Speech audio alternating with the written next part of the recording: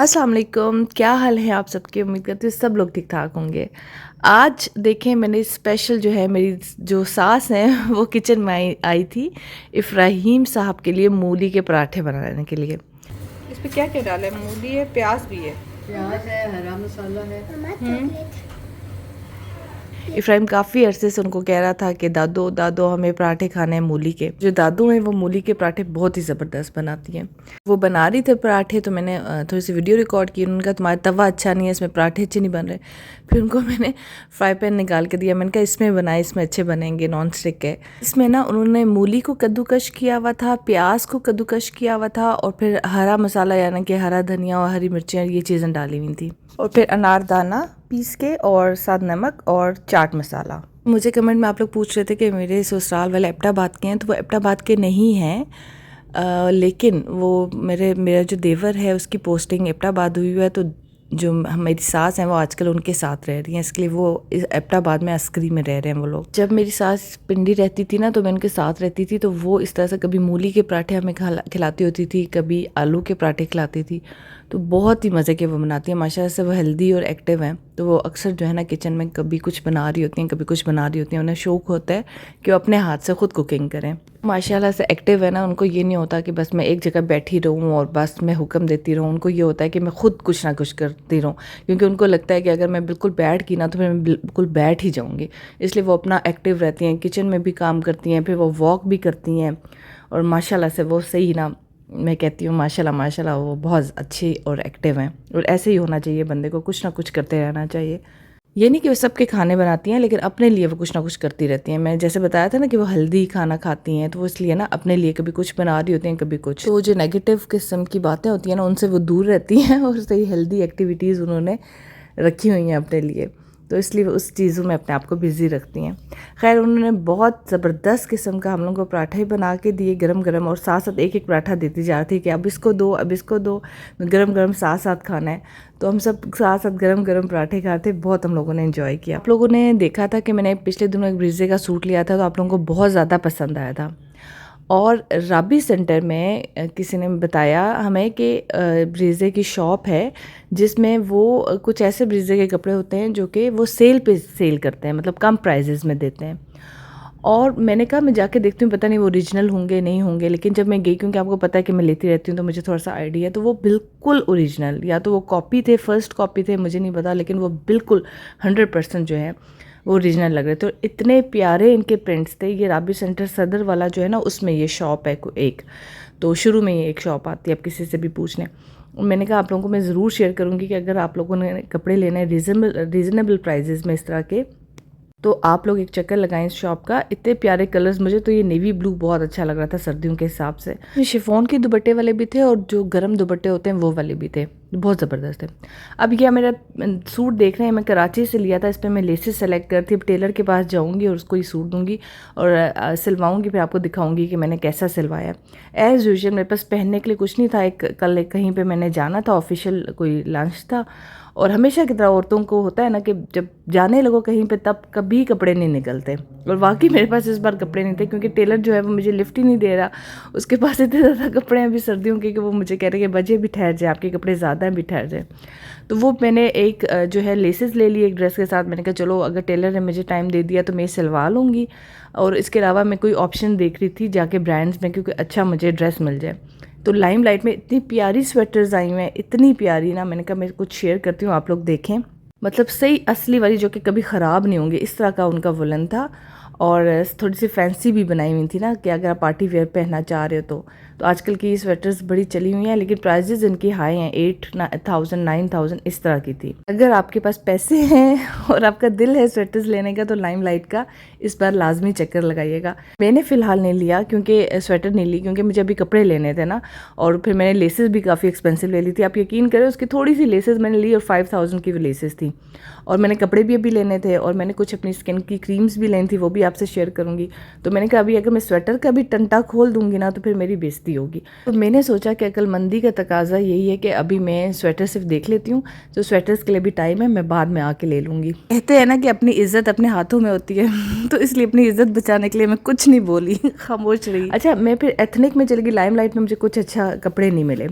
सिर्फ स्वेटर्स अच्छी थी। एथनिक में चली गई तो उसके भी मुझे कोई ख़ास नहीं लगे, मुझे सिर्फ ये ब्लैक फ्रॉक थोड़ा अच्छा लगा था, लेकिन फिर मुझे लग रहा था ये टू मच है। और एथनिक के तो प्राइजेस अब पता नहीं वो क्या कर रहे हैं, उसमें सोने से कढ़ाइयाँ कर रहे हैं या क्या कर रहे हैं। मतलब 17,000 के सिर्फ कुर्ते, और जो फ्रॉक में देख रही थी वो 25,000 का। और 3 पीस लेना चाहो तो वो तो फिर ना ही पूछें प्राइजेस। खैर प्राइजेस इतनी ज़्यादा थी, वो देख के तो मेरा तो दिल ही जलना शुरू हो गया था। मैंने बिलाल से कहा पहले मुझे जूस पिला दो, मेरा दिल जो है ना वो जल रहा है इनकी कीमतें देख के, एथनिक की इतनी ज़्यादा प्राइजेस। तो इनका कोई पैराडाइज जूस आया हुआ है, उनमें काफ़ी ज़्यादा कुछ उन्होंने बीच में डाल दिया, काफ़ी फ्रूट्स हैं। मैंने अभी आपको वो दिखाई है स्क्रीन पे, आपने देखा होगा। एप्पल भी था, डेट्स भी थी, स्ट्रॉबेरी भी थी और अमरूद भी थे, गुआवा। तो वो उन्होंने मुझे बना के दिया, तो मुझे लगा थोड़ा सा खट्टा है। मैंने उनका एक गाजर प्लीज़ इसमें ऐड कर दें, तो वो जब उन्होंने ऐड की ना तो बड़े मज़े का इसका टेस्ट हो गया। और थोड़ा सा काला नमक भी मैंने इसमें डलवाया। तो ये जूस पैराडाइज जूस अगर आपको नज़र आए तो आप लाजमी ले लीजिएगा, मज़े का है। के बाद हम लोग गए स्केचर्स में। अब ये मैं वीडियो क्यों बना रही हूँ, इसलिए कि मुझे एक बात याद आ गई यहाँ पे कि पिछले दिनों कुछ अर्सा पहले, कुछ साल 2 साल पहले मेरे घुटने में और मेरी नी, वो जो होता है ना हील नी और हील, इन दोनों में बहुत शदीद दर्द हो गया था। और मैं डॉक्टर के पास गई तो उसने इतनी ज़्यादा पेन किलर दे दी। उसने कहा कि आपको ना इंजेक्शंस लगेंगे हील के अंदर तो आप ठीक हो जाएंगे। तो मैं तो डर ही गई। खैर मैं फिर एक और डॉक्टर के पास गई तो उसने कहा कि आप स्केचर के जूते पहन के देखें, उससे भी ना घुटने में और हील में अगर दर्द हो ना तो काफ़ी इफेक्ट बढ़ जाता है। और यकीन करें मैंने जब वो जूते ख़रीदे और कुछ अर्सा पहने तो मेरे बिल्कुल दर्द घुटने का भी ख़त्म हो गया और हील का भी। मैं हैरान होगी, मैंने कहा इतना ज़बरदस्त। लेकिन ये हैं बहुत महंगे। जैसे ये जूता मैं आपको दिखा रही हूँ मेरे ख्याल से 4400 का था और सेल के बाद 22,000 का था। तो जब भी इनमें सेल लगी हो ना तो एक पैसे जमा करके एक जॉगर जो है ना आप अपने ले लें।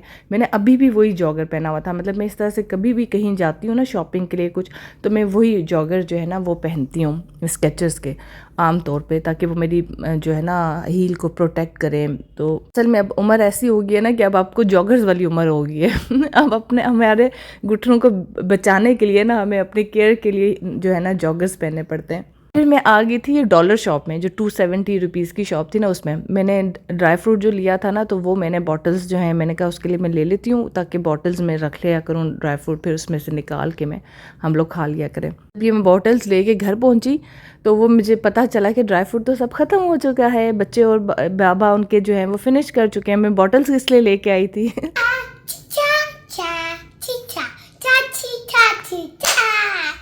गाइस आपको पता है मैंने क्या बोला? मैंने बोला मेरे बाबा भी बहुत अच्छे हैं, मेरी मम्मा भी बहुत अच्छी हैं और मेरे यूट्यूब और मेरे सब्सक्राइबर्स भी बहुत अच्छे और भैया भी बहुत अच्छे। तो मैंने छा क्या है ना, मतलब मेरे भैया का भी क्या और सब्सक्राइबर्स का भी। सब्सक्राइबर्स क्यों अच्छे हैं सारा? क्योंकि वो लाइक करते और सब्सक्राइब और हमारी वीडियो देखते हैं। अच्छा, और इसलिए भी क्या आपको पसंद करते हैं? और मैं उनको पसंद करती हूँ। आप उन्हें पसंद करती हैं? आप क्यों पसंद करती हैं उन्हें? चाची। अच्छा, जब तक आप लोग मेरी चाय बनते हुए देख रहे हैं ना तब तक मैं आज थोड़े से कमेंट्स पढ़ूंगी, ठीक है। मुझे नाहिद अख्तर ने कहा था कि मेरा नाम ज़रूर लेना। Nahid thank you so much, आप मेरा व्लॉग देखती हैं। अतिया इरम ने कहा था कि मेरा व्लॉग में नाम लीजिएगा, आपका भी देखें मैंने नाम ले लिया। पैराडाइज वी व्लॉग्स ने बोला था मेरा नाम कब लोगी आप आंटी, आप मुझे बहुत बहुत प्यारी लगती हैं और आप बिल्कुल मेरी पुप्पो की तरह हो। मेरी पुप्पो बिल्कुल आपकी एज की हैं और आपकी तरह प्यारी हैं। और नजमा मेरा उनका नाम नजमा है, आपकी पुप्पो का नाम नजमा है। बिल्कुल, आपने मुझे पहले भी मैसेजेस किए थे, एक दफ़ा मुझे याद आ रहा है कि आपने कहा था कि मेरी पुप्पो की तरह हैं आप, और मैं नहीं पढ़ सकी थी आपका नाम।